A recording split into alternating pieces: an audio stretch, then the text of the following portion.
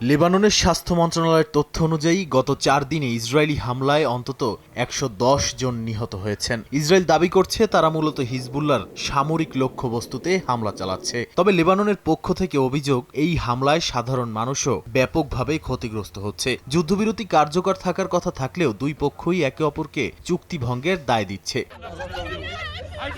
Hezbollah দাবি করেছে তারা ইসরায়েলি সেনাদের লক্ষ্য করে ড্রোন ও রকেট হামলা চালিয়েছে, যা দক্ষিণ লেবাননের বিভিন্ন এলাকায় সংঘটিত হয়েছে। এর জবাবে ইসরায়েলি সেনাবাহিনী নতুন করে গ্রাম খালি করার সতর্কতা জারি করেছে এবং একাধিক এলাকায় বিমান হামলা চালিয়েছে। সীমান্তবর্তী অঞ্চলে ক্রমেই সাধারণ মানুষের জীবন ঝুঁকির মধ্যে পড়ছে বলে স্থানীয় প্রশাসন জানিয়েছে।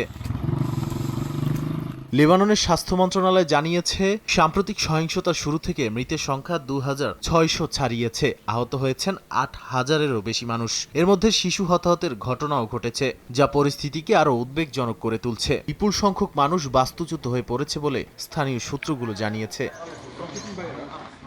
যুক্তরাষ্ট্রের মধ্যস্থতায় সীমিত যুদ্ধবিরতি ও আলোচনার চেষ্টা চললেও এখনও কোনো স্থায়ী সমাধান আসেনি। লেবাননের প্রেসিডেন্ট ও হিজবুল্লাহর নেতৃত্ব উভয়ই একে অপরের অবস্থান নিয়ে আপত্তি জানাচ্ছেন না। বিশ্লেষকরা বলছেন, হিজবুল্লাহর সামরিক সক্ষমতা ও ইসরায়েলের প্রতিক্রিয়া, এই দুই শক্তির টানাপোড়েনে শান্তি এখনও অনেক দূরে।